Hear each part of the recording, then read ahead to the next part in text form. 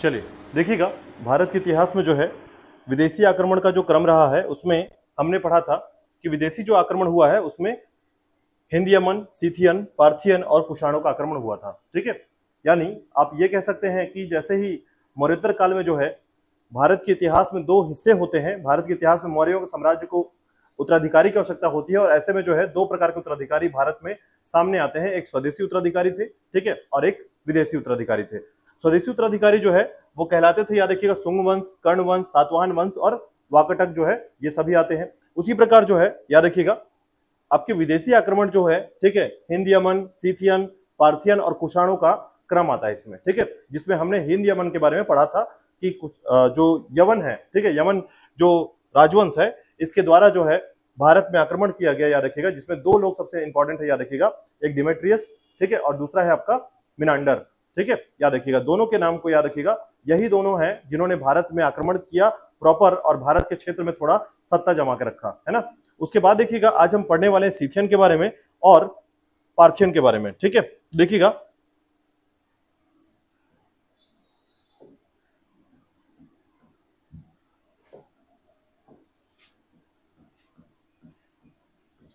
Scythian या इन्हें कहते हैं शक राजवंश।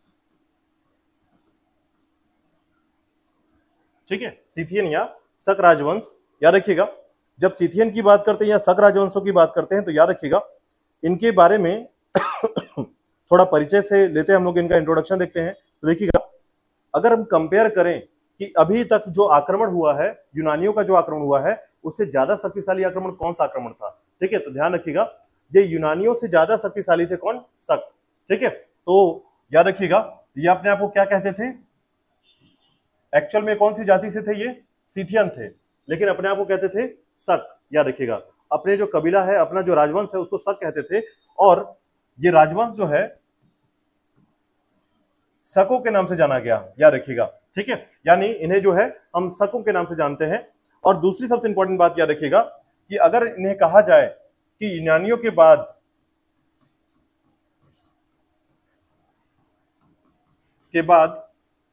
वह राजवंश जिसने भारत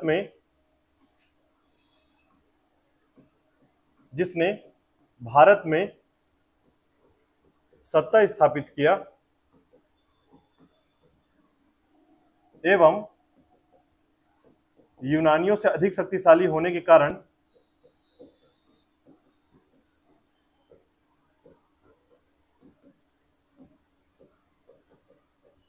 ठीक है, यूनानियों से अधिक शक्तिशाली होने के कारण अत्यधिक क्षेत्र पर हासिल किया। ठीक है, तो अत्यधिक क्षेत्र हासिल किया, याद रखिएगा ये फैक्ट है। याद रखिएगा कि अगर आपसे पूछा जाए कि सर्वाधिक शक्तिशाली शासक कौन था या वंश कौन सा था, ठीक है, तो अगर हम कंपेयर करेंगे चारों राजवंशों में, कुषाण हो गया, पार्थियन हो गया, ठीक है, शक हो गया और उसके बाद आपका यमन हो गया। तो यमन जो है, याद रखिएगा, इनके क्रम पर जो अगर आप देखेंगे तो आपको यमन का आक्रमण दिखेगा, सबसे पहला आक्रमण हुआ था। ठीक है, इसमें उसके बाद जो है आपका सीथियन आए, शक आए। ठीक है, तो अगर हम कंपेयर करें चारों राजवंशों में तो कुषाण राजवंश जो है, कुषाण चौथे नंबर पर आता है, याद रखिएगा कुषाण राजवंश। ठीक है, तो याद रखिएगा चौथे नंबर पर आने वाला और सबसे महत्वपूर्ण इन सब में जो है चौथे नंबर पर आया था, लेकिन सबसे ज्यादा जो है केंद्रीय सत्ता स्थापित किसने, यानी भारत को फिर से सेंट्रलाइज करना स्टार्ट किया किसने? कुषाणों ने किया था। ठीक है, लेकिन दूसरे नंबर पावरफुल कौन था? तो याद रखिएगा सीथियन, शक दूसरे नंबर पर सबसे ज्यादा पावरफुल थे। तीसरे नंबर पे कौन था? तो पार्थियन थे और उसके बाद हिंद यमन का नंबर आता है। ठीक है, सीक्वेंस याद रखिएगा, पावरफुल के क्रम पर जो है इनका सीक्वेंस है ये। ठीक है, अब इसको कैसे पावरफुल कहते हैं? तो याद रखिएगा जितने ज्यादा क्षेत्र को हासिल करेंगे उतना ज्यादा पावरफुल होंगे, कम पावरफुल होंगे कम क्षेत्र होगा, है ना। एरिया वाइज अगर हम देखें, मान लीजिए कोई राजा है वो 1 किलोमीटर रेंज पर रहता है, उसका मतलब है कि उसका पावर ज्यादा नहीं है। ठीक है, वही पूरे भारत क्षेत्र में रहने वाला राजा जो होगा वो ज्यादा पावरफुल होगा। ठीक है, उतने इतनी बड़ी सत्ता को स्थापित किया है। ऐसे में याद रखिएगा शकों का भी जो क्रम है शक्तिशाली होना, वो यूनानियों से ज्यादा शक्तिशाली थे ये। ठीक है, अब शक जो थे, याद रखिएगा ये मुख्य तौर पर कहाँ रहते थे, इनका कितना क्षेत्र विस्तार था, इन सब के बारे में देखिएगा। इनके परिचय में बात करते हैं। देखिएगा शक जो है ना, मुख्य तौर पर इनके बारे में देखा जाए, ठीक है, तो सामान्यतः शक का जो क्षेत्र है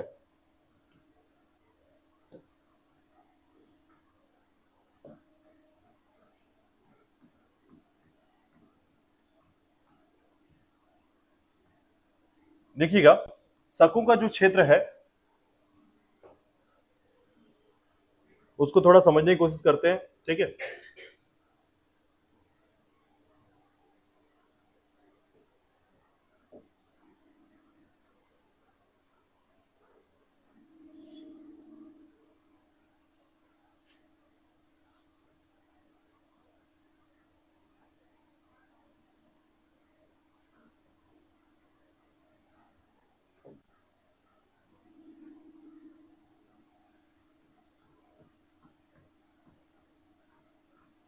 देखिएगा इनका क्षेत्र देखिएगा, ठीक है। तो सामान्यतः जो है ना, ये जो शक थे इनके 5 शाखाएं थी टोटल, ठीक है। कुल 5 ब्रांच थे, याद रखिएगा यहां पर। यानी भारत की ओर आने से पहले जो है इनके ब्रांच या शाखाएं जो थी वो 5 थी, टोटल 5, ठीक है। तो जब भारत की तरफ ये आ रहे थे, याद रखिएगा, तो एक ब्रांच जो है ना अफगानिस्तान के क्षेत्र में रुका हुआ था। यानी टोटल जो ब्रांच था इसका, वो एक ब्रांच कहां था, याद रखिएगा अफगानिस्तान के पास एक ब्रांच रुक गया था, यानी कि वो वहां पर स्थिर हुए, ठीक है। तो बाकी 4 ब्रांच जो थे, याद रखिएगा, या शाखाएं जो थी वो भारत की तरफ प्रवेश करते हैं या भारत के क्षेत्र में आते हैं, ठीक है। अब इनके क्षेत्र के हिसाब से याद रखिएगा इनके ब्रांचों को समझते हैं, ठीक है। तो एक शाखा जो है आपका कहां पर है, इसको मैं नंबर दे रहा हूं, याद रखिएगा। पहली शाखा अफगानिस्तान क्षेत्र,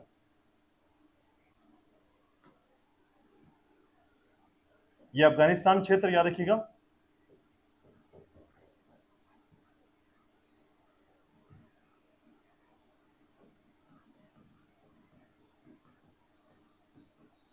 ठीक है, तो इनकी भारत की तरफ जो है 5 शाखाएं थी।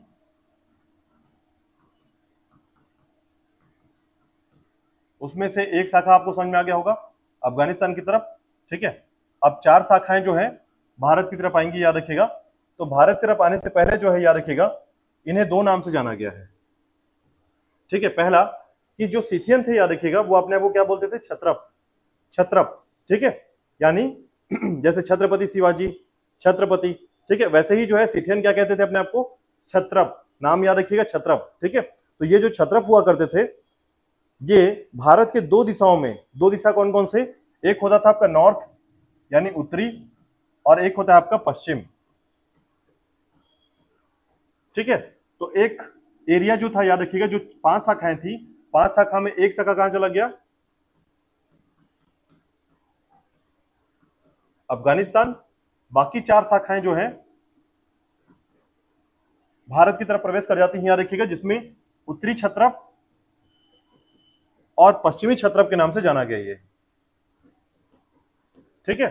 उत्तरी छत्रप और पश्चिमी छत्रप। अब जो उत्तरी छत्रप थे इनके 2 ब्रांचेस थे, याद रखिएगा, जिसमें आपका तक्षशिला,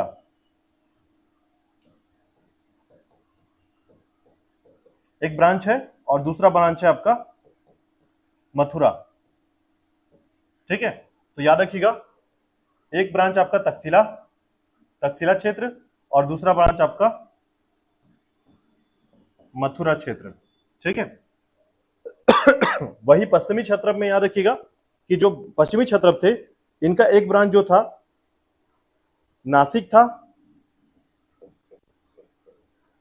और दूसरा जो ब्रांच था वो उज्जैन था, ठीक है। तो याद रखिएगा सिथियन के भारत में आगमन से पूर्व जो है 4 शाखाएं थी, और भारत में जब ये आए तो 4 शाखाओं में विभक्त होकर जो है पहला शाखा, याद रखिएगा, अफगानिस्तान को एकदम भूल जाइएगा, ठीक है, क्योंकि 5 शाखाएं तो टोटल हैं, जिसमें से भारत में 4 शाखाएं थी, ठीक है। तो अफगानिस्तान में एक शाखा रुक गई, ठीक है। दूसरी शाखा पहुंची तक्षशिला के पास, तीसरी शाखा पहुंची कहां पर, मथुरा के पास, ठीक है। और उसके बाद चौथी शाखा जो है, याद रखिएगा, उज्जैन, ये उज्जैन का क्षेत्र, याद रखिएगा। और 5वीं शाखा आपकी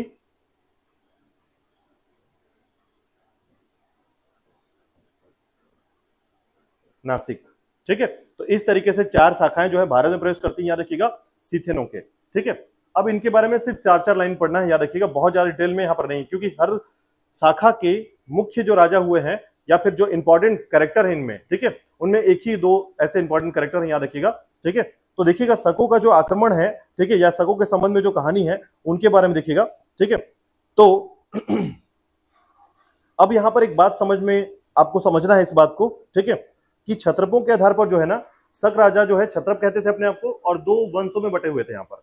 ठीक है, 4 शाखाएं हैं, ध्यान रखिएगा, ये शाखा 4 है लेकिन वंश 2 है, याद रखिएगा।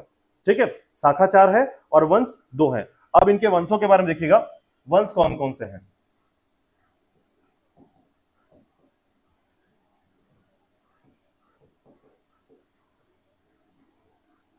तो देखिएगा, राजा अपने आप को क्या बोलता था, इसमें क्षत्रप बोलता था। ठीक है, तो एक वंश जो थे, याद रखिएगा, एक था आपका छहरात वंश, एक वंश था छहरात वंश, एक था आपका कार्दमम वंश। छहरात और कार्दमम, याद रखिएगा। ठीक है, छहरात वंश जो थे, याद रखिएगा। अच्छा, ये दोनों वंश जो है ना आपके पश्चिमी क्षत्रप वाले लोग हैं, नासिक और उज्जैन वाले हैं, ये याद रखिएगा।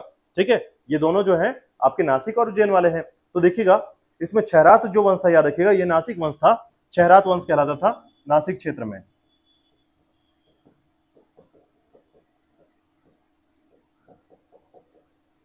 ठीक है, नासिक क्षेत्र का कौन सा वंश है, छहरात वंश है। और वही कार्दमम वंश याद रखिएगा, जो कि आपका सौराष्ट्र क्षेत्र और उज्जैन तक शामिल था। सौराष्ट्र, उज्जैन। ठीक है, ये कार्दमम वंश कहलाते हैं, याद रखिएगा, इन्हें कार्दमम वंश कहते हैं। इसी के साथ याद रखिएगा कि इन वंशों में जो है सबसे महत्वपूर्ण शासक जो है,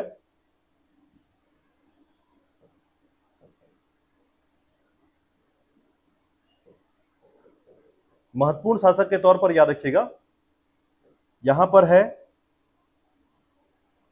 उसी प्रकार आपको यहां पर भी महत्वपूर्ण शासक का नाम याद रखना है। तो 2 महत्वपूर्ण शासकों का नाम याद रखना है और इन्हीं के बारे में पढ़ना है हमको आगे। ठीक है, जिसमें याद रखिएगा, अगर कार्दमम छहरात वंश की बात करें तो महत्वपूर्ण शासक के तौर पर जो है नहपान का नाम आता है, नहपान। ठीक है, और दूसरा याद रखिएगा, महत्वपूर्ण शासक के तौर पर अगर कार्दमम वंश की बात करें तो रुद्रदामन का नाम आता है। तो 2 राजाओं का नाम याद रख लीजिएगा। ठीक है, महत्वपूर्ण शासकों में 2 राजा। ठीक है, फिर से दोहराता हूं, देखिएगा कि जो शक थे या जो सिथियन थे, अपने आप को शक कहते थे, और जब भारत में ये प्रवेश करते हैं, याद रखिएगा, तो इनकी टोटल 5 शाखाएं थी, लेकिन एक शाखा जो है अफगानिस्तान के पास रुक जाती है और बाकी जो शाखाएं हैं 4 शाखा भारत में प्रवेश करती हैं। एक शाखा जो है तक्षशिला में, दूसरा शाखा आपका मथुरा में, तीसरा नासिक में और चौथा उज्जैन में आ जाता है। ठीक है, ये जो शाखाएं हैं, याद रखिएगा, आपके उत्तरी क्षत्रप और आपके पश्चिमी क्षत्रप के नाम से जानते हैं। ठीक है, उत्तरी कैसे, तो ये उत्तर की तरफ है तो उत्तरी क्षत्रप, तक्षशिला और मथुरा, और ये पश्चिम की तरफ है तो पश्चिमी क्षत्रप। ठीक है, उज्जैन और नासिक। ठीक है, अब वहीं पर याद रखिएगा, इनमें जो है ना मुख्य तौर पर 2 क्षत्रप जो है सबसे महत्वपूर्ण है। कौन, तो ये दोनों, उज्जैन वाले और नासिक वाले, याद रखिएगा, ये महत्वपूर्ण है, ध्यान रखिएगा। यानी सबसे ज्यादा शक्तिशाली अगर पूरे क्षत्रपों में देखा जाए तो उज्जैन क्षत्रप सबसे ज्यादा शक्तिशाली, ये याद रखिएगा। ठीक है, उसके बाद फिर नाम आता है नासिक का। ठीक है, तो ऐसे में जो है उज्जैन क्षत्रप क्यों इंपॉर्टेंट है, तो याद रखिए, रुद्रदामन जो ने जो काम किया है, या फिर क्षत्रपों में शकों का जो काम किया गया है, ठीक है, उसमें सबसे ज्यादा नाम आता है रुद्रदामन का। ठीक है, रुद्रदामन का जूनागढ़ अभिलेख जो है ना, एक ऐसा अभिलेख, याद रखिएगा, कि पहली बार अभिलेखों में जो है ना संस्कृत का प्रयोग करते हुए, बाहर विदेशी होते हुए जो है संस्कृत का प्रयोग किया गया, और पहले इससे जो है प्राकृत भाषा का प्रयोग होता था। ठीक है, पूर्णतः संस्कृत में इस अभिलेख को लिखा गया था, जूनागढ़ अभिलेख में। ठीक है, याद रखिएगा। तो ऐसे में याद रखिएगा कि हमको जो सबसे ज्यादा पढ़ना है वो उज्जैन और नासिक के बारे में पढ़ना है। मथुरा के बारे में एक लाइन में पढ़ेंगे हम, याद रखिएगा, क्योंकि मथुरा के जो शक थे उनको भगाया गया था। ठीक है, कहां से, मालवा से। ठीक है, ध्यान रखिएगा, राजा विक्रमादित्य के द्वारा जो है ना, राजा विक्रमादित्य के द्वारा पहले ये जो है ना मालवा के क्षेत्र में थे, ये मथुरा वाले जो लोग थे ना, शक जो थे, पहले मालवा के क्षेत्र में यहाँ पर थे, यहाँ से भगाया गया, तो यहाँ से ये भागकर जो है यहाँ पहुंचे हैं। अभी आप आगे पढ़ेंगे कौन भगाया, किसने भगाया, इसके बारे में। ठीक है, तो ये याद रखिएगा कि शकों का जो सबसे महत्वपूर्ण शासक था वो रुद्रदामन था और दूसरा नहपान था। ठीक है, अभी आपने पढ़ा था कि गौतम जो पुत्री सतकर्णी थी, ठीक है, सतकर्णी था, याद रखिएगा, गौतम पुत्र सतकर्णी, जिसका नाम अभी हमने पढ़ा था। ठीक है, उसने नहपान को मारा था। ठीक है, तो नहपान को मारने वाला जो शासक था, याद रखिएगा, गौतमी पुत्र सतकर्णी का नाम आता है। ठीक है, तो ये जो जानकारी याद रखिएगा वो हमने वहां पर सातवाहन काल में पढ़ा था उसको। ठीक है, और अगर आप ध्यान देंगे तो देखिएगा अभी ये जो है नासिक के क्षेत्र में है। ठीक है, तो यहां देखिएगा, यही नासिक, ये जो आपका क्षेत्र है महाराष्ट्र का, और ये आपका आंध्र प्रदेश वाला क्षेत्र हो गया, ये यहां से लेकर पूरा आंध्र प्रदेश। ठीक है, तो अभी आपने जस्ट पढ़ा था कि जो आंध्र और आपके सातवाहन है, ये महाराष्ट्र और आंध्र प्रदेश में रहते थे। ठीक है। तो अब वहां पर अगर शक आएंगे तो लड़ाई तो होगी इनके बीच में, ठीक है। तो शकों के बीच में और सातवाहन काल के मध्य जो है एक लड़ाई हुई थी, याद रखिएगा, जिसमें नहापान को मार दिया गया था, ठीक है, हत्या कर दी गई थी। तो वही हमको फिर से स्टार्ट करना है, समझिएगा, ठीक है। यहां पर कोई दिक्कत तो नहीं है, ठीक है। क्षयरात वंश याद रखिएगा, कार्दमा वंश याद रखिएगा। कई बार ऐसा होता है कि शकों का मुख्य में से ये क्वेश्चन पूछे जाते हैं, याद रखिए। देखिए पेपर सरल है, क्वेश्चन सिर्फ इतना पूछा जाएगा कि निम्न में से कौन सा शक राजा, ठीक है, उज्जैन से संबंधित है, ठीक है, या फिर कौन सा शक राजा, ठीक है, आपके नासिक से संबंधित है, ठीक है। या फिर पूछा जाएगा, याद रखिएगा, कि क्षयरात वंश जो है किस वंश से संबंधित है या कौन से विदेशी आक्रमण से संबंधित है, क्षयरात वंश, ठीक है। या फिर क्वेश्चन पूछा जाएगा कि निम्न में से कौन सा राजवंश या भारत में आने वाले 4 राजवंशों में से कौन शामिल नहीं है, ठीक है। ऐसे प्रकार से घुमा फिरा कर मथुरा, तक्षशिला, उज्जैन, नासिक को याद करना है आपको। तो इस तरीके से आपको प्रॉपर याद रखना है कि जो शक जो है हमारे भारत में आए थे, ये 4 राजवंशों के तौर पर जाने जाते हैं। एक तक्षशिला, दूसरा मथुरा, तीसरा नासिक और उज्जैन वाला, ठीक है, याद रखिएगा। चलिए देखिएगा इसके बाद तो सबसे पहले हम लोग बात करेंगे, देखिएगा, शकों के बारे में, ठीक है। और इसी के अंतर्गत जो है सबसे इंपॉर्टेंट हम स्टार्ट करेंगे, याद रखिएगा, तक्षशिला के शकों के बारे में, ठीक है। तक्षशिला के शक,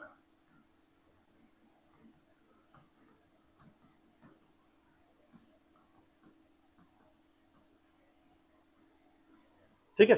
अब देखिए तक्षशिला के जो शक है इनके बारे में क्या पढ़ना है आपको, तो याद रखिएगा सिर्फ 3 लाइन पढ़ना है तक्षशिला के शक, ठीक है। तो तक्षशिला क्षेत्र में जो है, याद रखिएगा, सबसे पहला जो शासक है उसका नाम है माउस।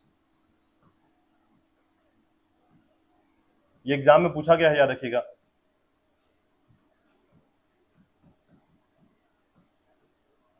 नाम है माउस, ठीक है। तो नाम याद रखिएगा कि तक्षशिला के क्षेत्र में जो है ना सबसे पहला जो शासक रहा है वो माउस रहा है, ठीक है। लगभग 20 BC से लेकर 22 AD तक का समय इसका रहा है, ठीक है। इसे जो है, याद रखिएगा, इसने एक उपाधि धारण की थी और ये उपाधि थी इसकी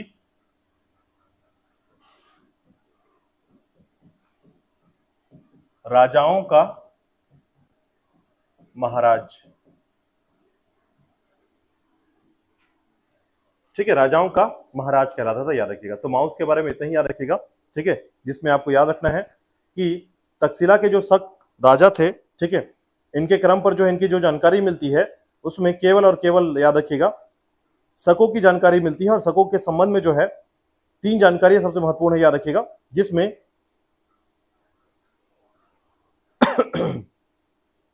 जिसमें माउस का नाम आता है, ठीक है।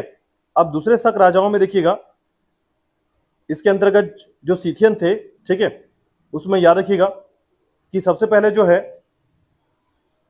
बस आपको ध्यान रखना है कि इसके संबंध में जो भी क्वेश्चन बनते हैं, मैं 3 क्वेश्चन आपको बता रहा हूं, ठीक है। पहला क्वेश्चन पूछा गया है इसमें कि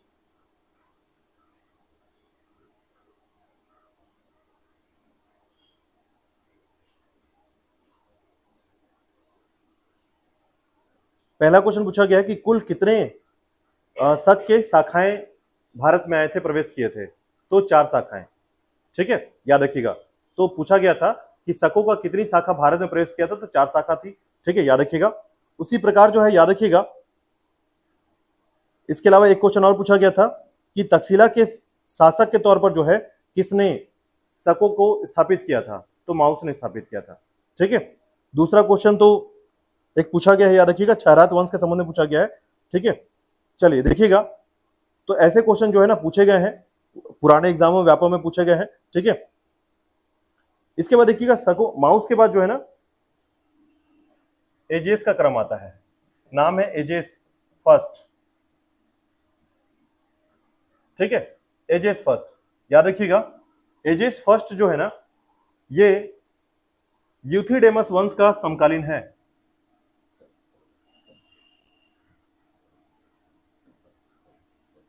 यूथिडेमस वंश का समकालीन शासक एजेस फर्स्ट, याद रखिएगा। इसके बाद देखिएगा, एजेस फर्स्ट के बाद जो है एजेली सेज शासक बना, ठीक है। सिर्फ आपको याद रखना है माउस का नाम, ये मत भूलिएगा, बाकी नाम अगर आप भूल जाते हैं तो कोई बात नहीं है, लेकिन पहले तो याद रख लीजिएगा कि माउस का नाम आपको नहीं भूलना है, ठीक है। और उसके बाद देखिएगा एजेस सेकेंड, ठीक है, एजेलिसेज याद रखिएगा, फिर एजेस सेकेंड का नंबर आता है, ठीक है, जिसको हराकर जो है याद रखिएगा पार्थियन शासक जो है यहां पर आ जाता है, ठीक है। तो यही आपको याद रखना है। एजेलिसेज जो है याद रखिएगा, एजेलिसेज जो है इसका टाइमिंग रहा है 28 से लेकर 40 एडी के आसपास इसका समय रहा है, याद रखिएगा, ठीक है। तो देखिएगा एजेस के संबंध में एजेस द्वितीय को हराया था किसने, यानी इसके बाद कौन आता है, तो याद रखिएगा इसके बाद आता है गोडोफर्निस, ठीक है। तो गोडोफर्निस कौन था,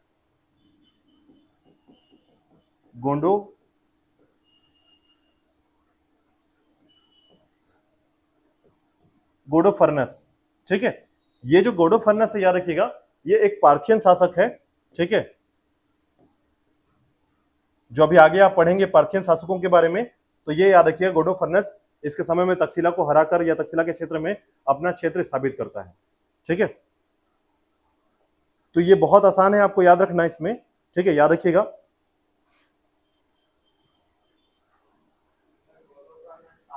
पार्थियन है। अब इस जगह में अंतिम, क्योंकि यहां से कौन आ जाएगा, पार्थियन आ जाएंगे, ठीक है। तो शकों को समाप्त कर दिया इसने, यानी पार्थियन आ गए यहाँ पर, और ये भारत के बाहर हो रहा है घटना, याद रखिएगा। ये भी तक्षशिला का क्षेत्र मैंने अभी बताया था भारत के बाहर, ठीक है, तो याद रखिएगा। अब देखिए उसके बाद जो है ना आपको ये भी याद रखना है कि इसके बाद जो है मथुरा के शकों की बात की जाती है, ठीक है। तो इस लिस्ट में केवल इतना ही याद रखना है, तक्षशिला के शकों में माउस सबसे पहला शासक है और इसी को पूछा जाता है, याद रखिएगा। इसमें सबसे इंपॉर्टेंट यही है, याद रखिएगा, माउस, ठीक है। और फिर उसके बाद ये याद रखना है कि इनके जगह पर कौन आ गया था, गोडोफर्नस आ गया था। आगे पढ़ेंगे पार्थियन में, तो ये नाम पढ़ेंगे आगे, ठीक है। चलिए इसके बाद देखिएगा मथुरा के शक के बारे में। मथुरा के शक, देखिए मथुरा के शक की बात करते हैं तो याद रखिएगा मथुरा के क्षेत्र में आने वाले जो शक थे, ठीक है, इन्होंने सबसे पहले क्या किया था, तो याद रखिएगा इन्होंने मालवा पर अधिकार किया।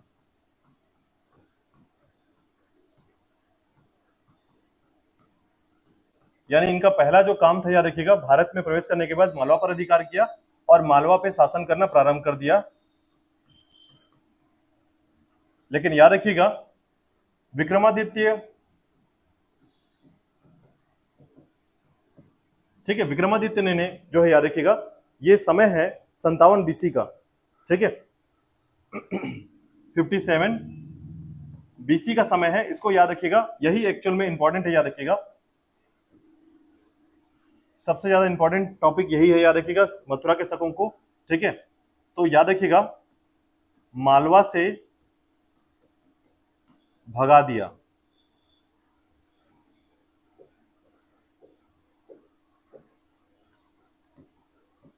ठीक है। तो मालवा से किसने भगाया था, याद रखिएगा, विक्रमादित्य ने भगाया था, याद रखिएगा, ठीक है। अभी इसके बारे में दो बातें और पढ़ेंगे आप, लेकिन याद रखिएगा तो जब यहां से ये भागते हैं, याद रखिएगा, ठीक है, यहां से जब सब कंप्लीटली जो है शक भागते हैं, कहां जाते हैं, मथुरा में, ठीक है। इसके दो परिणाम होते हैं, याद रखिएगा। विक्रमादित्य ने जो है याद रखिएगा जैसे ही भगाया मथुरा के शकों को, मालवा से भगाया, इन्होंने दो काम किया। पहला, विक्रम संवत की शुरुआत की यहां पर, ठीक है। तो याद रखिएगा विक्रम संवत की शुरुआत इसी ने की थी, विक्रमादित्य ने।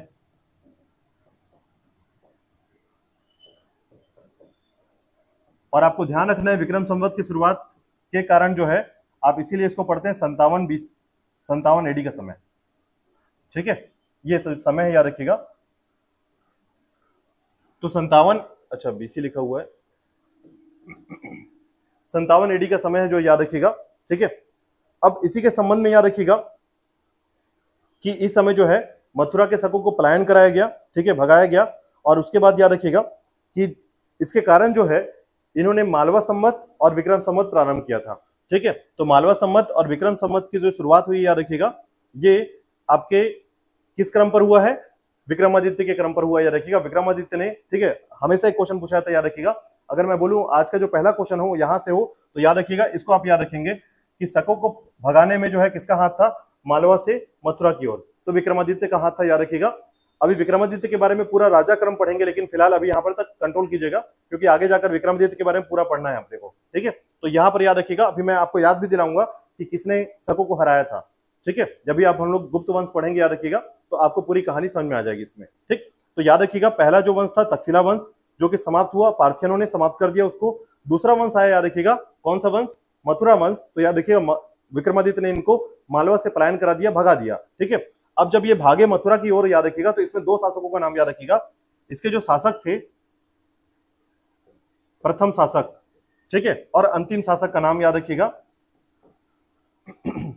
तो नाम था राजुल, ठीक है, नाम है राजुल, याद रखिएगा। पहले शासक का नाम राजुल है और अंतिम शासक का नाम याद रखिएगा सोडास, सोडास, ठीक है। मथुरा के शकों का पहले शासक का नाम याद रखिएगा,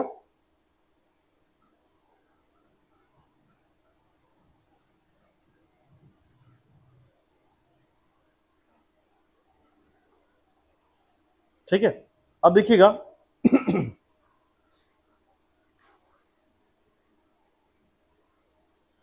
ठीक है, यहां तक क्लियर है। अब देखिएगा, यहां से जो है मथुरा के शकों के बारे में इतना ही जानना है आपको कि मथुरा के शक जो है पहले मालवा पे अधिकार किए, लेकिन मालवा क्षेत्र में याद रखिएगा विक्रमादित्य ने इन लोगों को हरा दिया और भगा दिया यहां से मथुरा की ओर, ठीक है। जब मथुरा की ओर ये भागे, तो याद रखिएगा मथुरा के क्षेत्र में जो है भागने के कारण विक्रमादित्य ने विक्रम संवत की शुरुआत की, यहां पर याद रखिएगा, या मालवा संवत की शुरुआत की। और दूसरी बात याद रखिएगा कि इनमें जो पहला राजा था उसे राजुल कहते हैं और अंतिम राजा को सोडास कहते हैं, ठीक है। अब इसके बाद देखिएगा, तीसरे जो क्रम पर है वो है आपके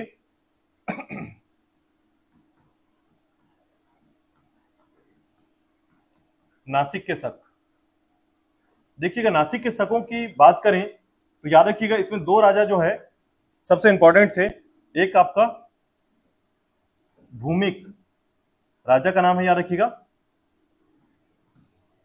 प्रमुख या प्रसिद्ध शासक, और एक था आपका नहपान, ठीक है। एक शासक का नाम है भूमिक और दूसरे शासक का नाम है नहपान, याद रखिएगा। अब वही देखिएगा, भूमिक की बात करें तो याद रखिएगा भूमक जो था, ठीक है, इसमें सबसे इंपॉर्टेंट याद रखिएगा भूमिक और नहपान थे, ठीक है। लेकिन फिलहाल याद रखिएगा, इनकी जो उपाधि थी, ये अपने आप को बोलते थे छत्रप या छहरात, ठीक है, उपाधि थी छत्रप या छहरात, ठीक है। अब इसके संबंध में तीन बातें याद रखिएगा। पहला, इनके द्वारा जीता हुआ क्षेत्र, यानी कितने क्षेत्र में इनका क्षेत्र था, तो याद रखिएगा काठियावाड़, काठियावाड़ क्षेत्र जो है ये जीते हुए थे, याद रखिएगा। उसी के साथ जो है याद रखिएगा कि दक्षिणी गुजरात,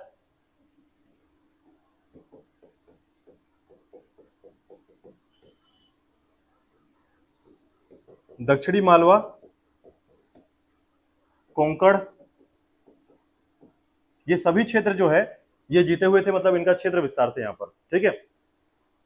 पुणे का जो क्षेत्र था याद रखिएगा, ठीक है। तो काठियावाड़, दक्षिण गुजरात, दक्षिण मालवा, कोंकण, ठीक है। तो नासिक का जो क्षेत्र है ये पूरी तरीके से ये जीते हुए थे। और याद रखिएगा, इनमें इनकी जो राजधानी थी वो थी मीननगर,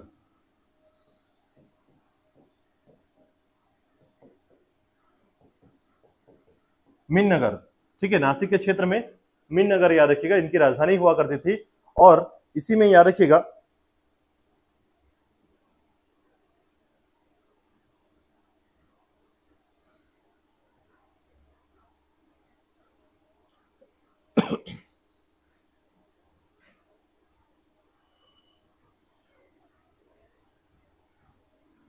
कि इसकी हत्या किसने की थी या हराया था किसने? गौतमी पुत्र सातकर्णी ने, याद रखिएगा। ये मैं पहले भी बता चुका हूं, याद रखिएगा, नहपान को के केस में, ठीक है। तो सातवाहन काल का याद रखिएगा, महाराष्ट्र में मुख्य तौर पर अगर आप पूर्वी महाराष्ट्र की बात करेंगे याद रखिएगा, तो अगर मान लीजिए ये महाराष्ट्र है, तो महाराष्ट्र का ये वाला जो छोर है याद रखिएगा आपके सातवाहन काल का था, और ये जो क्षेत्र दिख रहा है आपको ये शकों का था, ठीक है। तो सातवाहन काल में याद रखिएगा कि इनके मध्य जो है जो भी एक स्थिति बनी जिसके कारण जो है गौतमीपुत्र सतकर्णी ने जो है नहपान को हरा दिया, याद रखिएगा, इसकी मृत्यु हो गई थी इसके बाद। ठीक है, इससे दो घटनाएं याद रखिएगा। ठीक है, कि इस समय में नासिक के जो शक थे उनकी तीन बातें सबसे इंपॉर्टेंट है, नोट करने वाली है, याद रखिएगा। पहला, अधिकांशतः ये कौन से प्रकार के सिक्के चलाते थे, तो चांदी के।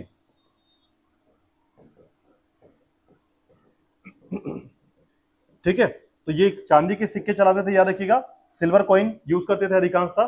ठीक है, दूसरी बात याद रखिएगा, ये जो है पहली बार हुआ था कि अपना नाम यानी अब राजा का नाम जो है सिक्कों में प्रचलित किया गया। ठीक है, याद रखिएगा, लेकिन किस टाइप से, तो याद रखिएगा जब इन सिक्कों की बात करते हैं या फिर इन्होंने क्या किया था, नहपान ने अपने आप को राजा के रूप में प्रचलित किया था। ठीक है, और दूसरी बात याद रखिएगा, सर्वाधिक सिक्के जो है इसके कहां से मिले हैं, मतलब नासिक के शकों के जो सिक्के मिले हैं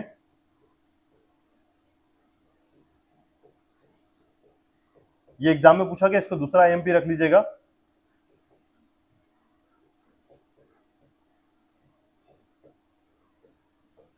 जोगल थम्बी क्षेत्र से प्राप्त हुए हैं, जोगल थम्बी।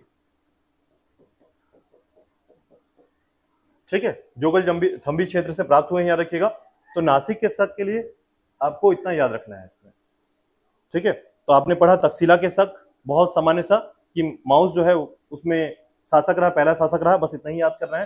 गोड ऑफ फर्निस ने जो है उनको समाप्त किया है। ठीक है, दूसरा जो है आपका मथुरा के शक, विक्रमादित्य ने उसको भगा दिया।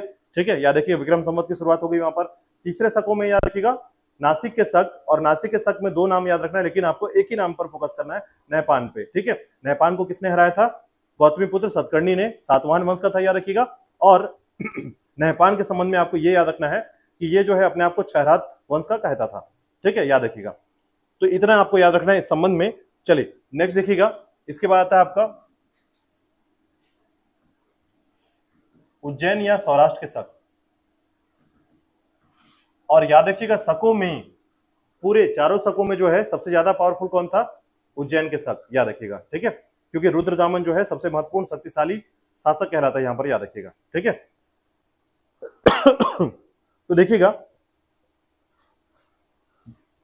कार्दमम वंश के जो है, कार्दमम या कार्दमक वंश के जो है उज्जैन वंश या इसके वंश थे, याद रखिएगा, कार्दमम या कार्दमक वंश। ठीक है, तो ये जो कार्दमक वंश है, याद रखिएगा, इसमें इसकी शुरुआत कहां से हुई थी, तो याद रखिएगा सबसे पहले इसकी शुरुआत होती है, याद रखिएगा, चेस्टन से। चेस्टन नाम याद रखिएगा। चेस्टन जो है, याद रखिएगा, अभी आप कुषाण वंश पढ़ेंगे तो कुषाणों के यहां सामंत का कार्य करने वाला शासक या सामंत का कार्य करता था ये चेस्टन, याद रखिएगा। इसी का पौत्र है पोता। हाँ, इसने स्थापित किया कार्डमम वंश को, चेस्टन का नाम था इसका। ठीक है, इसी का पोता होता है, याद रखिएगा, नाम है रुद्रदामन। ठीक है, रुद्रदामन ही सबसे महत्वपूर्ण शासक है, याद रखिएगा।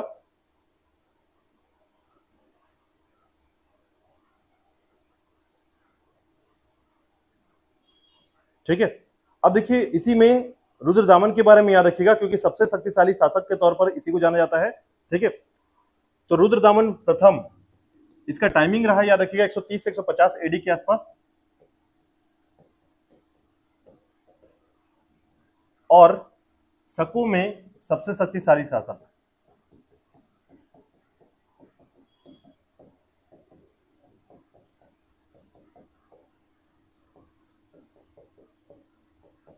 ठीक है, शकों में सबसे शक्तिशाली शासक के तौर पर रुद्रदामन को जाना जाता है। ठीक है, ठीक है, तो चेस्टन जो था, याद रखिएगा, ये आपके सिंध क्षेत्र में जाकर जब कुषाण वंश जो है, ठीक है, सिंध क्षेत्र में शासन करते थे, याद रखिएगा, तो ऐसे में जो है चेस्टन जो हुआ करता था, याद रखिएगा, कुषाणों को सामंत था और सिंध क्षेत्र में क्या करता था, अधिकार क्षेत्र में उन्हीं के अंडर काम करता था। ठीक है, लेकिन फिर बाद में क्या हुआ, तो याद रखिएगा रुद्रदामन ने जो है कुषाणों को हराया और सिंध क्षेत्र पर अधिकार कर लिया था। किसने? रुद्रदामन ने। ठीक है, याद रखिएगा। तो देखिएगा इसके बारे में बात करते हैं, रुद्रदामन के बारे में। नाम मत भूलिएगा रुद्रदामन का, क्योंकि आगे जो कहानी बनेगी ना उससे बहुत ज्यादा संबंधित होता है, याद रखिएगा, रुद्रदामन के संबंध में। तो याद रखिएगा पहला ऐसी घटना,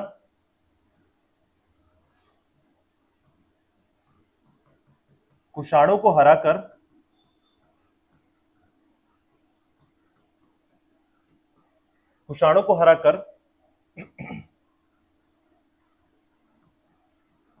सिंध पर अधिकार किया। इसका जो एविडेंस है, याद रखिएगा, या साक्ष्य है, वो है आपका जूनागढ़ अभिलेख। इसको भूलिएगा मत किसी भी तरीके से। जूनागढ़ अभिलेख किसका है? किसी भी हालत में मत भूलिएगा। 4-5 अभिलेख का नाम तो कभी मत भूलिएगा, याद रखिएगा। प्रयाग प्रशस्ति, जूनागढ़ अभिलेख, ठीक है, महरौली अभिलेख, ये चीजें एकदम नहीं भूलना है, याद रखिएगा। ठीक है। तो देखिए इन अभिलेखों में जो है आपको ये याद रखना है कि इनके संबंध में जूनागढ़ अभिलेख जो है 150 बीसी के समय जो है इसी में जानकारी मिलती है, याद रखिएगा। ठीक है। और उसके बाद देखिएगा इसके संबंध में 3 बातें और याद रखिएगा। ठीक है। पहला, इसने क्या काम करवाया था, तो इसका कार्य क्षेत्र भी याद रखिएगा कि रुद्रदामन ने जो है, याद रखिएगा कि जो काठियावाड़ के क्षेत्र में स्थित आपका गिरनार पर्वत है, गिरनार पर्वत काठियावाड़ क्षेत्र, ठीक है। तो गिरनार पर्वत का जो क्षेत्र याद रखिए काठियावाड़ में स्थित है। ठीक है। यहां पर एक झील है जिसका नाम है सुदर्शन झील।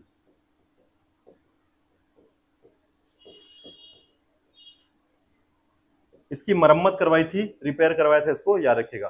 ठीक है। तो ये झील जो है मौर्यकालीन झील है, याद रखिएगा, लेकिन इसकी मरम्मत कराई थी, याद रखिएगा। ठीक है।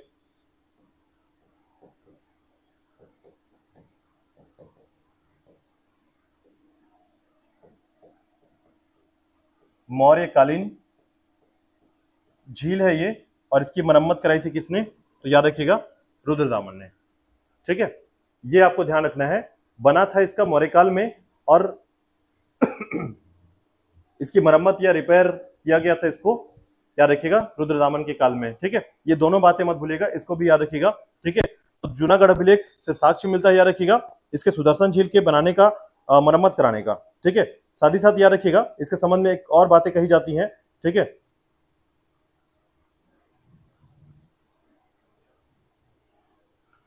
ये जो जूनागढ़ अभिलेख, याद रखिएगा, सबसे पहली बार संस्कृत में इतना लंबा अभिलेख बनाया गया था, याद रखिएगा, विशुद्ध भाषा में लंबा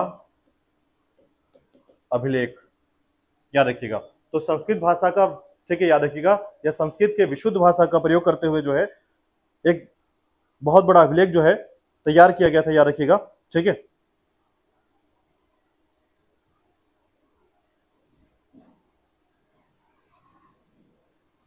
ठीक है। अब इससे पहले जो है, याद रखिएगा, ये प्राकृत भाषा में हुआ करता था, फिर संस्कृत में से बनवाया गया था, याद रखिएगा। तो याद रखिएगा जूनागढ़ अभिलेख जो है पूर्व में प्राकृत भाषा, बाद में आपका संस्कृत भाषा का प्रयोग किया गया। ठीक है। अब इसके बाद देखिएगा नेक्स्ट, इसमें रुद्रदामन का नाम याद कर लीजिएगा। ठीक है। अब इसके बाद देखिएगा अंतिम शासक जो था इसमें,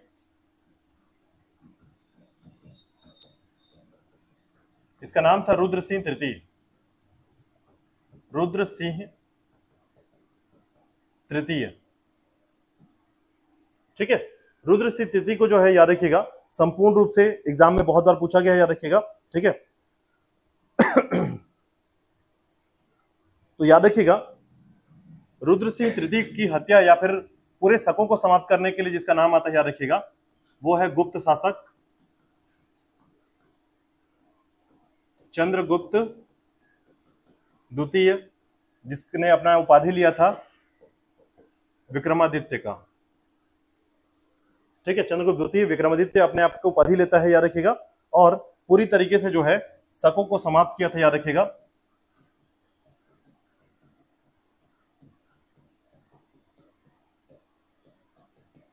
और इसी को समाप्त करने के तौर पर जो है इसने सिक्के चलाए थे, ठीक है, कुछ कॉइन्स चलाए थे, याद रखिएगा। कौन सी शैली में? व्याघ्र शैली में, ठीक है। तो व्याघ्र शैली के सिक्के जो है प्रचलित है, याद रखिएगा। शकों को जब समाप्त किया तब जाकर इसने व्याघ्र शैली में सिक्के चलवाए थे, किसने? चंद्रगुप्त द्वितीय ने, ठीक है। इस प्रकार से जो है सीथनों का अंत हुआ, याद रखिएगा, ठीक है। तो ये थोड़ा सा याद रखिएगा। तो शकों के उन्मूलन में याद रखिएगा, शकों का जो उन्मूलन हुआ है या शकों को जो समाप्त किया गया है उनके संबंध में, ठीक है, याद रखिएगा। सबसे पहला चीज याद रखिएगा कि नहपान को किसने मारा? गौतमीपुत्र सातकर्णी ने। और शकों को किसने समाप्त किया? चंद्रगुप्त द्वितीय विक्रमादित्य ने, ठीक है। यही दो क्वेश्चन पूछा था, याद रखिएगा, कि शकों को पूर्णतः समाप्त करने वाला शासक कौन है? तो चंद्रगुप्त द्वितीय विक्रमादित्य, ठीक है। नहपान को समाप्त करने वाला या नहपान के वंशज को समाप्त करने वाला वंश कौन है? तो सातवाहन वंश का गौतमीपुत्र सातकर्णी, ठीक है, याद रखिएगा।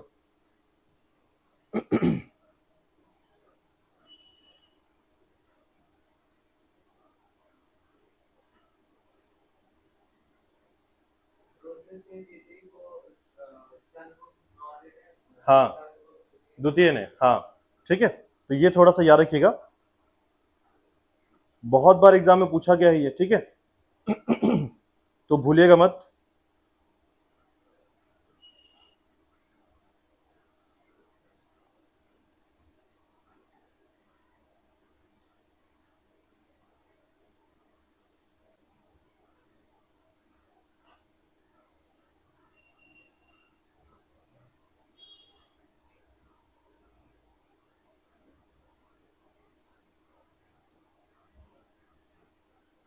तो शकों को समाप्त कर दिया, याद रखिएगा, ठीक है।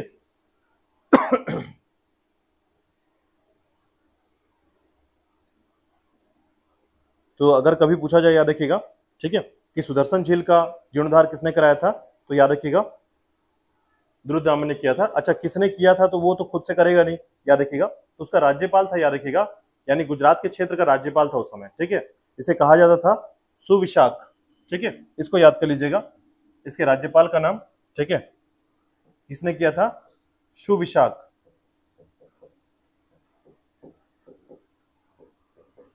ये राज्यपाल था, गवर्नर था यहां पर आपके गुजरात क्षेत्र में,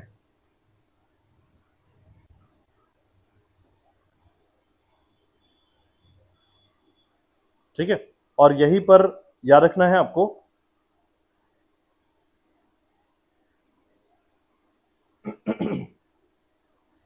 कि रुद्रदामन ने क्या किया था? वशिष्ठ पुत्र पुलवामी को 2 बार हराया था, ये भी याद रखिएगा, जिसके कारण उसने शादी से मना कर दिया था, ठीक है। तो यहां पर याद रखिएगा, फैक्ट में आपका रुद्रदामन के फैक्ट में याद रखिएगा,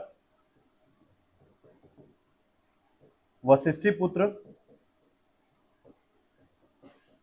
पुलवामी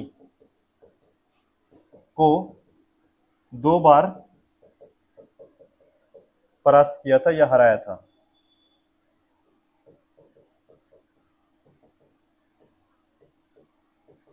रुद्रदामन ने, ठीक है, ये भी याद रखिएगा।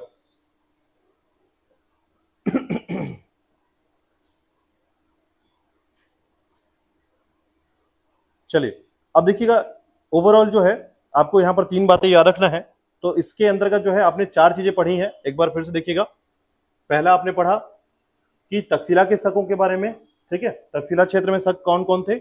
उसके बाद आपने पढ़ा मथुरा के शक, ठीक है। उसके बाद जो है आपको याद रखना नासिक के शक, और उसके बाद जो है आपको याद रखना है उज्जैन के शक, ठीक है। सभी के राजाओं का नाम प्रॉपर याद रखना है आपको।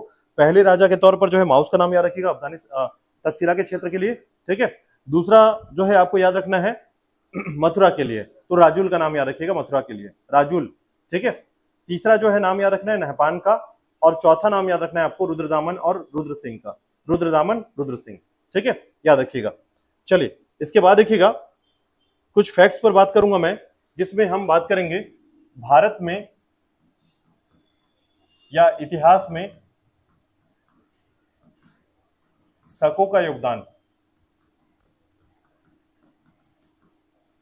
ठीक है। भारत के इतिहास में शकों का योगदान यानी क्या कंट्रीब्यूशन किया हमारे हिस्ट्री में, इंडियन हिस्ट्री में इन्होंने, ठीक है। 3-4 बातें हैं जो मुख्य तौर पर याद रखिएगा। तो सबसे पहले याद रखिएगा, हमारा जो राष्ट्रीय कैलेंडर है, कौन सा राष्ट्रीय कैलेंडर है हमारा, बताइए। शक संवत, ठीक है, इन्होंने प्रारंभ किया था, याद रखिएगा, शक संवत को, शक संवत, ठीक है। तो जो शक संवत है, याद रखिएगा, हमारा राष्ट्रीय कैलेंडर, भारत का राष्ट्रीय कैलेंडर, ठीक है, ये उज्जैन से नियंत्रित होता था, याद रखिएगा, उज्जैन क्षेत्र, याद रखिएगा, तो उज्जैन से नियंत्रित होता था। और कब का होता था ये, 78 एडी से, उज्जैन से या अवंती से नियंत्रित, ठीक है। तो ये फैक्ट आपको हमेशा याद रहेगा कि भारत का राष्ट्रीय कैलेंडर कौन सा है। अभी जैसे आपसे पूछ लिया गया था भारत का राष्ट्रीय सब्जी, ठीक है, तो वैसे ही याद रखिएगा, आप छोटी छोटी बातों पर आपको ध्यान रखना है, ठीक है।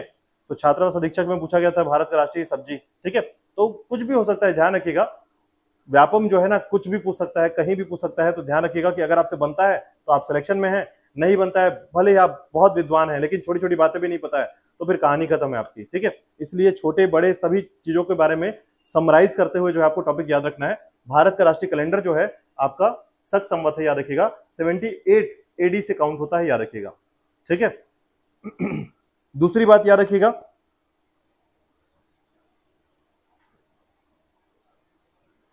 ठीक है। अच्छा, एक बात और, कि शकों ने इसे नहीं चलाया था, याद रखिएगा, क्योंकि जब कुषाण आएगा तो कुषाणों ने चलाया था, याद रखिएगा, कुषाण के द्वारा कनिष्क संबंधित है, याद रखिएगा, लेकिन शक को भगाने के तौर पर जो है ना, कुषाणों ने इसे चलाया था, तो ये जरूर याद रख लीजिएगा। इसे मैं ऐसे कुछ बता देता हूं आपको कि हालांकि हालांकि हालांकि यह कनिष्क से संबंधित है,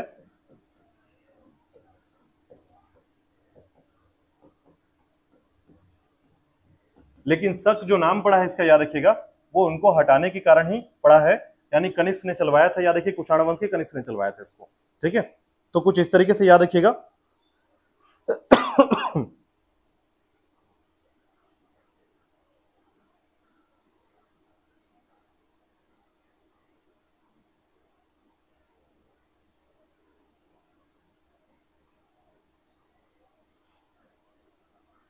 दूसरा याद रखिएगा,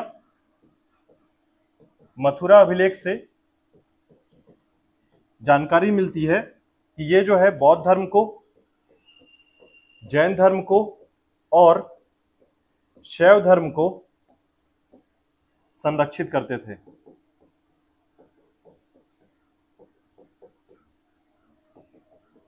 ठीक है। मथुरा अभिलेख से जानकारी मिलती है ये बौद्ध धर्म को, जैन धर्म को और शैव धर्म को संरक्षित करते थे, याद रखिएगा, और क्षत्रपों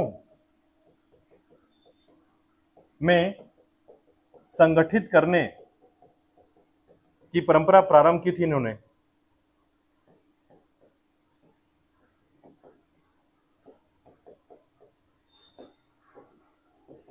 ठीक है। तो क्षत्रपों में संगठित करने की परंपरा जो है इन्होंने प्रारंभ की थी, याद रखिएगा।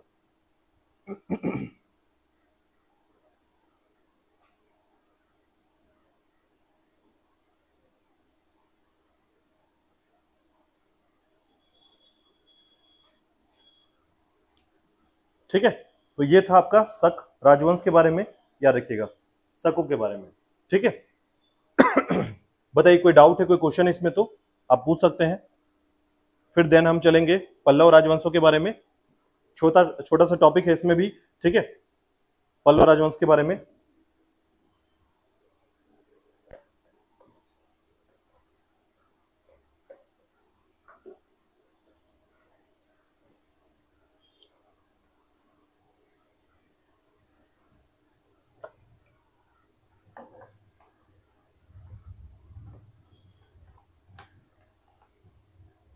चले आगे, चले देखिएगा, नेक्स्ट राजवंश जो है ये है आपके पार्थियन या पहलव राजवंश, ठीक है। ये पार्थियन या पहलव राजवंश क्या थे, तो याद रखिएगा, मूलतः ये ईरानी थे, ठीक है। इनके इंट्रोडक्शन की बात करते हैं तो याद रखिएगा, पार्थियन जो थे या पल्लव राजवंश जो थे, याद रखिएगा, ये एक ईरानी राजवंश था, याद रखिएगा, ईरान क्षेत्र से आए हुए थे, ईरानी राजवंश थे। ठीक है, इनके संबंध में आपको 3 से 4 बातें याद रखना है पार्थियनों के बारे में। ठीक है, तो शकों के समान जो है पार्थियन या पल्लव भी जो है, ठीक है, मध्य एशिया क्षेत्र से भारत आए हुए थे, याद रखिएगा। ठीक है, यानी सेंट्रल एशिया जो था उस क्षेत्र से आए हुए थे। और पुराणों में जो है ना इनके नाम जो है एक जैसे याद रखिएगा, जो पुराण है पुराणों में इनके नाम जो है शक पल्लव ज्ञात होता है। यानी हमारे पुराणों में जो है ना शक पल्लव के नाम से इसे जानकारी मिलता है, याद रखिएगा। इनके संबंध में बताया गया है कि दोनों जो है भारत में आक्रमण करके जो है भारत के विस्तार किए थे, या भारत के क्षेत्र का विस्तार करके जो है अपना सत्ता स्थापित किए थे। ठीक है, देखिएगा इनका साम्राज्य जो है कहां से कहां तक फैला हुआ था, साम्राज्य विस्तार याद रखिएगा। ठीक है, तो इनका साम्राज्य मुख्य तौर पर याद रखिएगा अफगानिस्तान, अफगानिस्तान क्षेत्र, ठीक है, पाकिस्तान, अफगानिस्तान, पाकिस्तान, और इसके अलावा जो है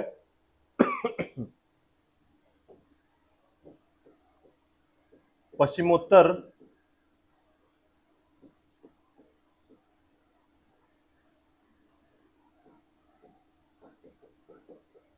भारत के क्षेत्र में इनका विस्तार था मुख्य तौर पर, याद रखिएगा। पल्लव का जो विस्तार था अफगानिस्तान, पाकिस्तान और, ठीक है, नॉर्थ वेस्ट जो एरिया है, याद रखिएगा, भारत का नॉर्थ वेस्ट एरिया, ठीक है, उन क्षेत्रों में मुख्य तौर पर इसका विस्तार था, पश्चिमोत्तर क्षेत्र में था। ठीक है, कब था तो याद रखिएगा इनका विस्तार जो था वो था आपका पहली शताब्दी। तो पहली शताब्दी के समय जो है इनका क्षेत्र विस्तार हुआ था, भारत के क्षेत्र में, आपके पाकिस्तान के क्षेत्र में और अफगानिस्तान के क्षेत्र में इनका पहला समय था इस समय का। ठीक है, अब इसी के बाद देखिएगा इस समय जो है इनका संस्थापक जो है इनके बारे में याद रखिएगा। तो इनका जो संस्थापक था, ठीक है, वो था मिथ्रेडेटस प्रथम। ठीक है, तो मिथ्रेडेटस प्रथम जो है इसका सबसे पहला शासक है।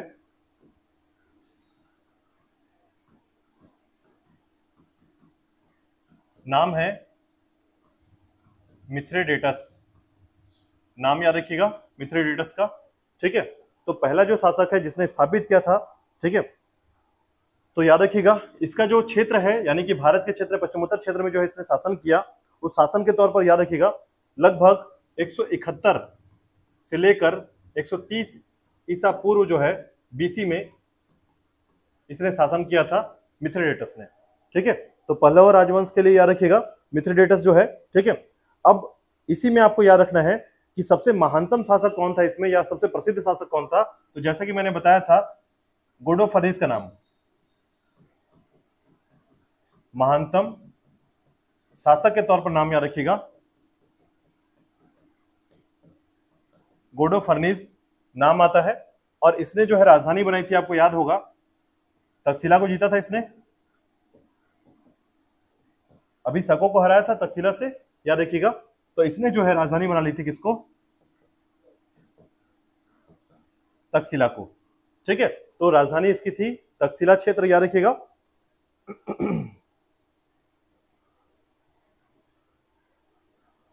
ठीक है, तो याद रखिएगा कि तक्षशिला को शासक बनाया, राजधानी बनाया, कैपिटल बनाया अपना। और उसी के साथ याद रखिएगा कि जब पल्लवों के राजवंशों के अंतिम समय आ रहा था, ठीक है, यानी कुछ समय बीतने के बाद जो है इसने पेशावर, ठीक है, पेशावर क्षेत्र याद रखिएगा जो कि आपके पाकिस्तान के क्षेत्र के पास है। ठीक है, तो पेशावर क्षेत्र और काबुल क्षेत्र, ठीक है, याद रखिएगा पेशावर और काबुल क्षेत्र को मुख्य नगर के तौर पर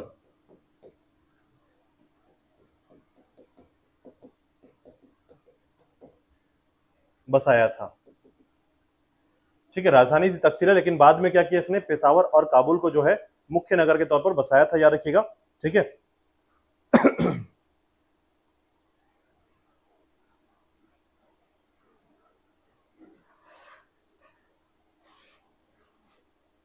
ठीक है, अब इस समय की सबसे इंपॉर्टेंट बात जो आपको पूरा का पूरा टॉपिक पे याद रखना है, इसको एकदम फैक्ट कीजिएगा और इसको डबल आईएमपी रख सकते हैं आप, याद रखिएगा, क्योंकि इस संबंध में जो भी जानकारी मिलती है उसके संबंध में ये कॉमन जानकारी ही याद रखिएगा। लेकिन आप इसको याद रखिएगा कि इसमें सबसे महत्वपूर्ण जो घटना घटी थी गोंडो फर्नीस के समय में, याद रखिएगा, ठीक है, सेंट थॉमस के बारे में याद रखिएगा।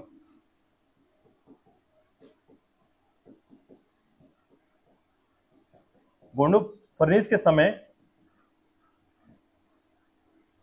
की महत्वपूर्ण घटना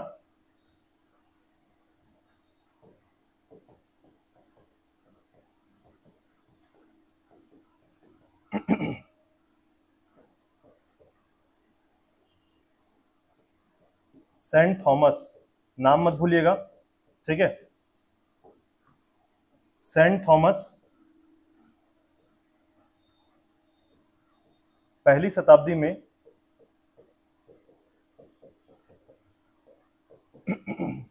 भारत में ईसाई धर्म का प्रचार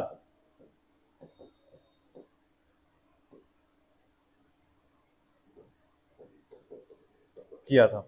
यानी भारत में पहली बार जो है ईसाई धर्म के प्रचार के लिए जो है गोंडो फर्नीस का नाम आता है, याद रखिएगा। और साथ ही साथ क्या होता है, सेंट थॉमस का नाम आता है। तो कई बार पूछा गया, याद रखिएगा, कि किसके शासनकाल में, ठीक है, ठीक है, किसके शासनकाल में जो है सेंट थॉमस ने भारत के क्षेत्र में जो है, ठीक है, याद रखिएगा, ईसाई धर्म का प्रचार, ठीक है, किया था, या भारत में जो है ईसाई धर्म का प्रवेश माना जाता है। तो सेंट थॉमस और गोंडो फर्नीस का नाम मत भूलिएगा, दोनों का नाम। यही एक सबसे महत्वपूर्ण घटना है इसके संबंध में, ठीक है, कि भारत में पहली सदी में जो है या पहली शताब्दी में जो है गोंडो फर्नीस के संबंध में जानकारी मिलती है कि इसके समय में सेंट थॉमस, ठीक है, याद रखिएगा, ईसाई धर्म के प्रचार के लिए जो है भारत आया हुआ था। और भारत में जो है इसके संबंध में, यानी कि अगर आपसे पूछा जाए कि भारत में ईसाई धर्म का शुरुआत कब हुआ है, तो पहली शताब्दी में। किसने किया है? सेंट थॉमस ने। किसके शासनकाल में? गोंडो फर्नीस के शासनकाल में, ठीक है। ये 3 क्वेश्चन जो है ना, इससे पूछते जाते हैं, याद रखिएगा, ठीक है। ये एक्चुअली डार्क क्वेश्चन है, याद रखिएगा। आज से जब भी ये क्वेश्चन आएगा ना, वो कब याद आएगा वो आपको नहीं पता है, ठीक है।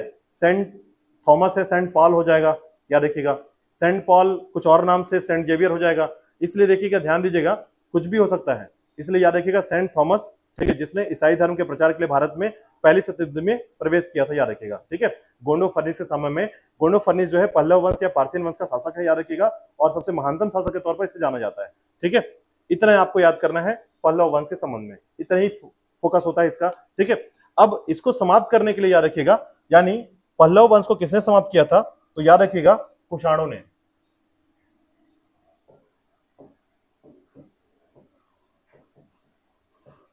पार्थियन वंश के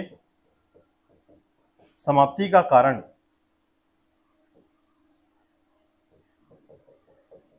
कौन सा वंश है? कुषाण वंश, ठीक है। तो पार्थियन वंश के समाप्ति का कारण जो है कुषाण वंश, याद रखिए। कुषाण वंशों के कारण जो है पार्थियन वंश समाप्त हो जाता है, और पार्थियन वंश के समाप्त होने के बाद जो है भारत में कुषाण वंश का शुरुआत होता है, याद रखिएगा, ठीक है। तो इसके अंतर्गत सिर्फ 2 क्वेश्चन पूछे जाते हैं, याद रखिएगा, यानी पल्लव या पार्थियन वंश में सिर्फ 2 ही क्वेश्चन आते हैं, ठीक है। और एक क्वेश्चन तो परमानेंट अगर जब भी आएगा, याद रखिएगा, पहले सबसे पहला क्वेश्चन जो होगा वो गोंडो फर्नीस से ही होगा, याद रखिएगा, ठीक है। जैसे अगर आप शक को पढ़ेंगे तो रुद्रदामन जो है सबसे इंपॉर्टेंट कैरेक्टर है वहां पर, उसी प्रकार जो है पल्लव वंश में कौन है? गोंडो फर्नीस, याद रखिएगा, ठीक है। इसके बाद अभी आप पढ़ेंगे कुषाण वंश में, तो कुछ इसी प्रकार के नाम भी कनेक्ट होंगे वहां पर भी, ठीक है। तो ध्यान रखिएगा कि सभी राजवंशों के संबंध में, ये सभी जो राजवंश है, अगर इससे क्वेश्चन पूछा गया विदेशी आक्रमण से, तो हमेशा याद रखिएगा कि सबसे पहला जो क्वेश्चन होगा वो स्टार्ट होता है, याद रखिएगा, मिनांडर से, ठीक है। मिनांडर के समय यानी कि हिंद यमन से, ठीक है। शकों में पूछेगा तो रुद्रदामन या फिर आपका नहपान के बारे में, ठीक है। उसके बाद अगर पल्लव से पूछा तो याद रखिएगा गोंडो फर्नीस का नाम, ठीक है। बस अगर आपने ऐसा सेलेक्ट करके अलग कर लिया आपके दिमाग में, तो आप देखिए फिर उससे इतिहास का ये क्वेश्चन आपसे बनने लगेगा, ठीक है। चलिए, इसके बाद देखिएगा कुषाण वंश की शुरुआत होती है इसके बाद, और ये एकदम महत्वपूर्ण वंश, याद रखिएगा, और इसको पढ़ने में पूरा 1 दिन का समय लगने वाला है, ठीक है। क्यों, कारण क्या है, तो ध्यान रखिएगा। कुषाण वंश जो है, ठीक है, हिंद यवन के बाद कौन आया था? सीथियन आया था। इसके बाद आपका पार्थियन आए, ठीक है, और उसके बाद जो है आपका कुषाण है। तो याद रखिएगा ये जो 3 राजवंश है इनको उतना कहना चाहिए कि इनका जो मोरालिटी था या फिर इनके क्षेत्र में जो है इनका जो पावर था इतना ज्यादा सक्सेस नहीं हो पाया जितना कुषाणों के संबंध में हुआ है। ठीक है, कुषाणों के संबंध में एक बात याद रखिएगा, कुषाणों ने लंबे समय तक शासन किया, साथ ही साथ भारत के संबंध में जो है ना एक केंद्र सत्ता या सेंट्रलाइज करने का जो पावर जनरेट हुआ वो कुषाणों के समय हुआ था। ठीक है, तो कुषाणों के समय में जो है एक लंबा समय इसने भारत के क्षेत्र में जो है ना खासकर उत्तर भारत में लंबे समय तक जो है इसने शासन किया, और शासन करने के साथ साथ जो है भारत के इतिहास में कुछ नए शब्द जोड़ दिए इसने। ठीक है, मतलब नई नई बातें आप कुषाण के संबंध में पढ़ेंगे, जैसे सोने के सिक्के चलाने के बाद। ठीक है, तो महत्वपूर्ण रूप से जो है सोने के सिक्के चलाने की बात जब की जाती है ना तो कुषाण वंशों की बात की जाती है। ठीक है, उसी के साथ जो है आपको याद होगा कि बौद्ध धर्म को संरक्षण भी इसी समय दिया गया था। चौथा बौद्ध संगति भी कुषाणों के समय में हुआ था, कनिष्क के समय में हुआ था, है ना। तो ये सारी कहानी जो है ना इससे संबंधित याद रखिएगा, इसलिए बहुत महत्वपूर्ण है आपका कुषाण वंश। ठीक है, तो जैसे अगर आप कंपेयर करेंगे कि सबसे महत्वपूर्ण वंश कौन सा है इसमें याद रखने लायक, तो याद रखिएगा कुषाण वंश को आपको याद रखना है प्रॉपर तरीके से, इसके शासकों के बारे में। और चूंकि अभी आपने पढ़ा कि शक वंशों शक जो कैलेंडर है हमारा, ठीक है, जो कि 78 एडी से काउंट होता है, वो किसने दिया था? कुषाणों ने दिया था। ठीक है, शकों को समाप्त करने के उपलक्ष्य में जो है ये आया था। याद रखिएगा कि जब जैसे ही शकों को समाप्त की जाती है, ठीक है, जो आपके उत्तर भारत के जो शक थे वहां पर, याद रखिएगा उनको समाप्त करने में कुषाणों का अपना हाथ है, और कुषाणों के द्वारा जो है इस प्रकार से शक संवत प्रारंभ कर दिया गया, और इसी को जो है भारत का कैलेंडर या राष्ट्रीय कैलेंडर भी बना दिया गया है। ठीक है, तो याद रखिएगा जो कि टॉपिक हम कल करने वाले हैं कुषाणों के संबंध में। ठीक है, यहां तक बताइए कोई क्वेश्चन या कोई डाउट है तो हम डिस्कस कर सकते हैं इस पर।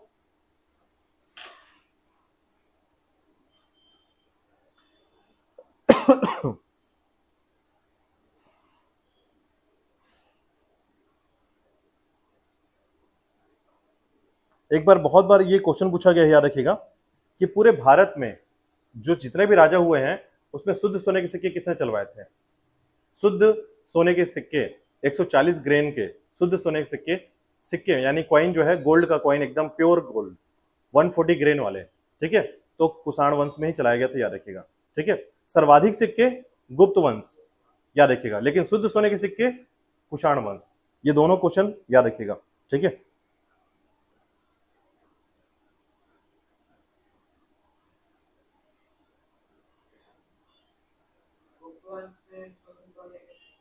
नहीं उस समय जो है ना कैरेट कम हो गया था, याद रखिएगा, मतलब वो गोल्ड तो था लेकिन उसकी वैल्यू थोड़ी कम थी।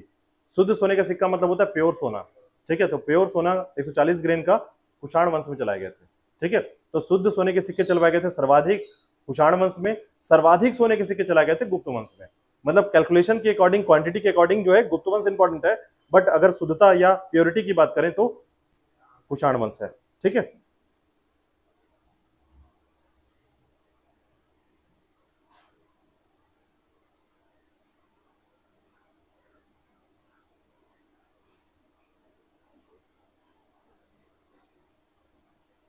चलिए तो आगे कल करते हैं।